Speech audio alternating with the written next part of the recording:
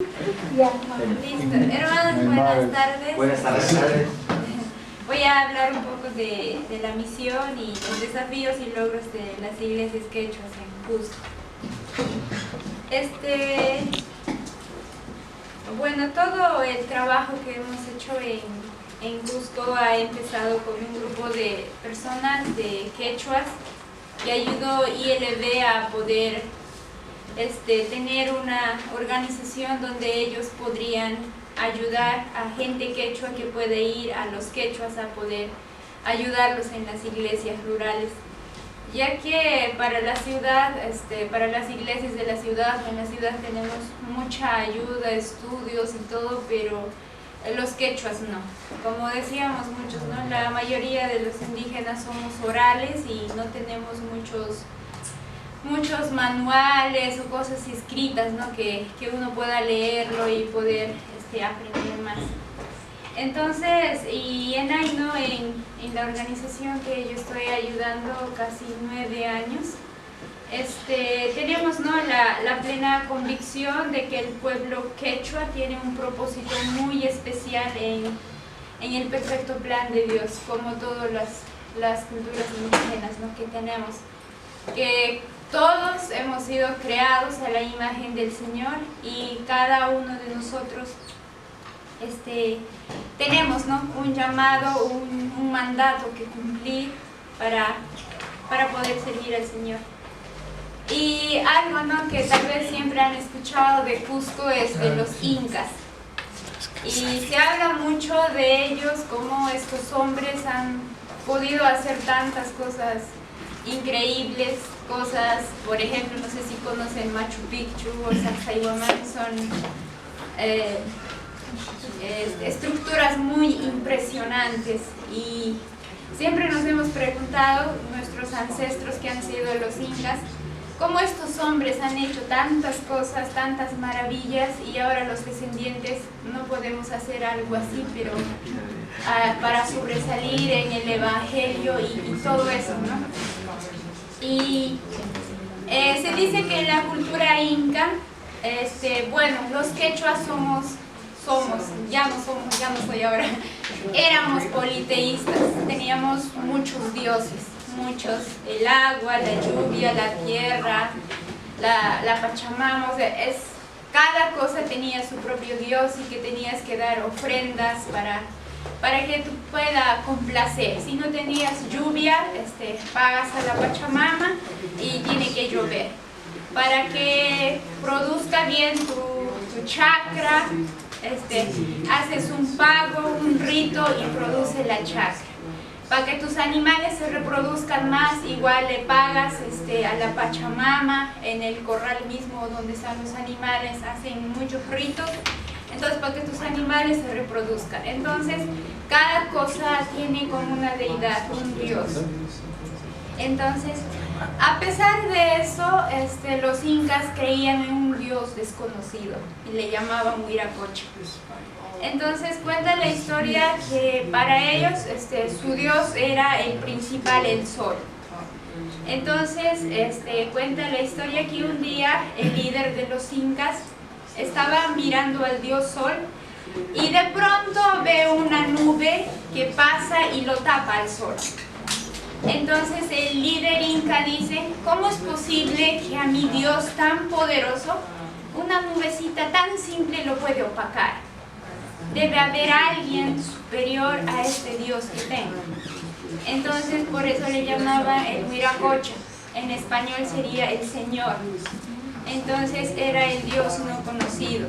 Y a Jocabez la escuchaba y es cierto, ¿no? Aunque tal vez el evangelio ese momento no estaba entre los quechuas, pero Dios se manifestaba, como decían Romanos, ¿no? Que Dios creó a las personas con una conciencia de que Él existe. Entonces, empezando con eso, ¿no?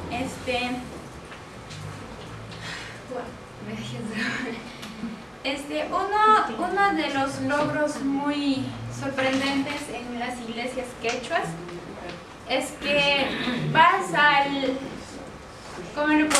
cerrito más lejano, al más rincón, a los 4.700, 4.500, y vas a ver una iglesia chiquita, aunque sea, o un grupito en formación, o alguien que conoció al Señor en alguna parte que se fue a trabajar. Y entonces, y siempre, ¿no? Es sorprendente cómo puede haber un grupo de personas que aman tanto a Dios y sirven al Señor de acuerdo a lo que ellos conocen. Otro logro importante en ellos es que son hombres y mujeres muy apasionados en servir al Señor. La mayoría de los quechuas líderes no tienen una educación. A lo mucho algunos llegaron a tercero de primaria o cuarto de primaria. Entonces son hombres que, como no están acostumbrados a leer o a escribir, poco a poco se vuelven analfabetos, se podría decir, porque no hay mucha práctica de la lectura y todo eso. Pero a pesar de eso, son hombres y mujeres tan apasionados que no importa la distancia, no importa que tienen que caminar un día, 2 días, 5 horas, 8 horas, no importa. Ellos lo hacen, van a ir a contar el Evangelio, van a enseñar de Jesús, van a hablarles del amor del Señor. Y es sorprendente, a mí me chocó mucho porque yo vengo también, soy quechua, mis padres son quechuas, yo soy quechua, mi primera lengua es quechua también. Y el quechua donde yo vivo, esa zona, es diferente a los pueblos quechuas que yo he ido. Al hermano de Brasil le escuché, a los indígenas mismos hay un choque cultural entre nosotros. Porque en la parte donde vives es diferente, las costumbres, todo es diferente, y cuando tú vas a otras comunidades, a otras provincias, es otra la realidad. Entonces, yo me sorprendí cómo puede haber hombres que no necesitan dinero, que le puedes darle una ofrenda, hermanito, para su pasaje, todo eso, no necesitan, no te lo piden, solo son hombres muy apasionados por el Señor y hacen en su casa, dejan su familia y se van por meses, por semanas y regresan. Entonces eso me retó mucho a mí, porque cuando yo empecé a servir al Señor, yo dije, ¿de dónde voy a vivir? ¿Qué voy a comer? ¿Dónde voy a vivir? Porque yo soy de un pueblo y Cusco es una ciudad, y si no tienes familia necesitas un lugar donde vivir y qué comer. Y cuando yo empecé a ayudar a la organización donde estoy en ATE, fue muy sorprendente para mí cómo estos hombres lo hacen voluntariamente. No importa esas cosas, pero ellos van y lo van a hacer. Entonces, y la mayoría de estos líderes son laicos, nunca han sido formados en un instituto bíblico, nunca alguien les enseñó teología, esas cosas. Simplemente, una de las cosas en los quechuas es que migran por temporadas, como se dedican a la agricultura, entonces hay tiempos como 3 o 4 meses salen de su comunidad y tienen que ir a la ciudad o a la selva para trabajar y conseguir dinero y regresar a su comunidad para sustentar a su familia. Entonces al año migran como tal vez 2 veces o hasta 3. Entonces yo me preguntaba a veces cómo llegó el Evangelio con ellos. Entonces a veces se da mucho en los lugares donde van a trabajar, en la selva o en la ciudad. Alguien les compartió del amor del Señor, ellos regresan a su comunidad y van, nunca se quedan callados. Cuando empiezan con su familia, empiezan en su comunidad y luego empieza a ver qué comunidad son aledañas a su pueblito. Entonces empieza a hacer su plan sin haber estudiado, sin tener nada de proyectos, sin nada. Entonces empieza a evangelizar pueblo por pueblo, ¿no?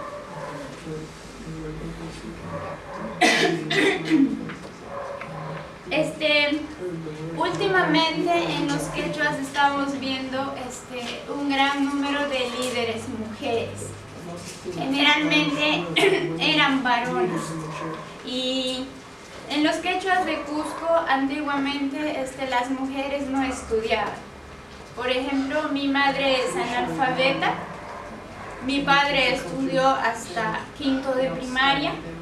Y mi madre me dice que las mujeres no podían ir a estudiar, solo los varones, porque los varones eran serviciales y podían hacer muchas cosas, pero las mujeres, ¿para qué van a ir? Es inútil porque ustedes tienen que estar en casa. Entonces no necesitan aprender a leer y escribir porque van a criar hijos y todo eso, pero los varones van a ir a trabajar. Entonces hay muchas mujeres, la mayoría de los analfabetos en Cusco son mujeres. Entonces era como en la cultura o en el tiempo de Jesús, las mujeres y los niños eran, no eran considerados. Era casi lo mismo en los quechuas, ¿no? Las mujeres y los niños no eran muy considerados. Entonces ahora hay mujeres también que son líderes, que están trabajando en sus iglesias, no solo en sus iglesias, en su comunidad. Tenemos 1.500.000 quechuas. Entonces es mucho los pueblos, las personas que hablan quechua. Eso abarca parte de Puno y parte de Arequipa, todos ellos, ¿no? Entonces, con este crecimiento que se dio en el Evangelio en los quechuas, también surgió muchos desafíos y problemas a la vez. Uno de los grandes desafíos es que en las iglesias quechuas no hay un adoctrinamiento, no hay un discipulado como le llamamos. La forma de evangelizar de los quechuas es decir, ¿sabes qué, hermanito? ¿Por qué no vienes a la iglesia? La vida va a ser mejor, todo va a estar bien. Y vente, mira cómo yo vivo, yo estoy bien, ya no tomo, ya no peleo con mi esposa, mi vida ha cambiado, vente. Entonces es una forma de invitarle a la iglesia. Y cuando uno va a la iglesia por ese motivo, en quechua le dicen o vámonos a la iglesia. Entonces ahí la persona va a la iglesia 5 meses, 1 año, 3 años, 4 años, 5 años y nunca ha aceptado al Señor en su corazón, pero va a la iglesia y tampoco sabe quién es Dios o quién es el Espíritu Santo. Entonces son personas, es como un evangelio que crece en cantidad como la espuma, pero sucede algo en la iglesia, algún problema o alguna dificultad y desaparece. A veces quedan 2 o 3 personas de 40 o de 30 personas. Entonces es un problema fuerte, es un desafío grande. Entonces no hay, es como un evangelio sin fondo, no hay una base. Y viendo todo eso, la organización donde estoy apoyando, hemos creado materiales en audiovisual, escritos, para poder dar una doctrina, una base, un discipulado a los creyentes en esas iglesias. Entonces, eso es un gran desafío, un problema. Otro es que para los quechuas no tiene mucha importancia los niños. Piensan que los niños no pueden aprender desde pequeños porque su mente está en jugar, en pastear los animalitos o cuidar para los hermanitos pequeños, pero las cosas de Dios son tan serias e importantes que un niño no lo puede aprender.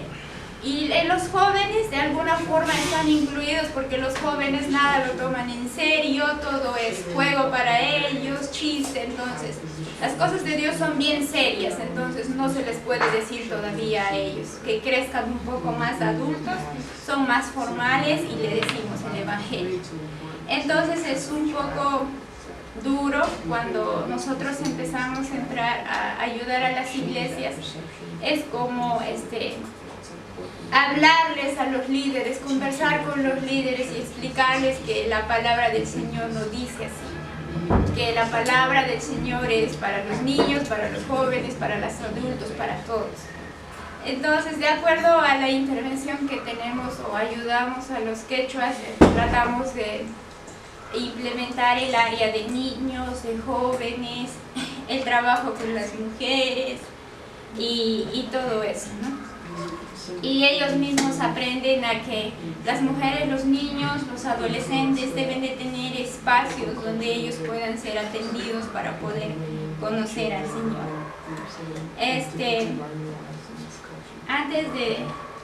Y otra cosa también en los quechuas, un desafío grande es la cosmovisión. La cosmovisión en los quechuas es muy arraigada, demasiado. Como les decía al inicio, los quechuas son politeístas, tienen muchos dioses, muchas creencias, es mucho, tienen otra forma de ver al mundo. Y cuando tú le llevas a Jesucristo o a Dios, es como otro Dios más que le estás llevando. Y cómo haces, cómo llevas, cómo le dices, cómo le explicas que ese Dios es el Dios todopoderoso, es más poderoso que los otros dioses que ellos tienen, ¿no? Entonces, una forma es que hay muchos cristianos quechuas que a escondidas siguen practicando los ritos o las costumbres que ellos tenían, los pagos, lo que tiene que pasarse si alguien se asusta con el cuy o la gallina o el huevo, no sé, tantas cosas que hacen. Entonces el animismo, ¿no? es muy fuerte ahí. Y eso, ¿no? Y una cosa de ver, ¿no? Cuando un misionero o alguien entra en un pueblo quechua, debe de ver, ¿no? Su cosmovisión antes, informarse cuáles son sus creencias, en qué creen, qué es su fe. Y también enseñar desde ese punto, ¿no? De acuerdo a la palabra, qué dice la palabra, si todo lo que ellos creen está de acuerdo a la palabra o está en contra de la palabra. Y ellos, es un proceso, no es que les enseñas y dicen, ya hoy día cambia, no. Es un proceso, es una enseñanza constante hasta donde ellos pueden cambiar por dentro y por fuera. Y algo muy, muy importante en esto es que los indígenas, cuando conocemos de verdad al Señor, nadie nos para. Eso creo que en todo se ve, eso es muy sorprendente cuando Dios cambia vidas, ¿no? Y van a correr, no importa el obstáculo. Gracias.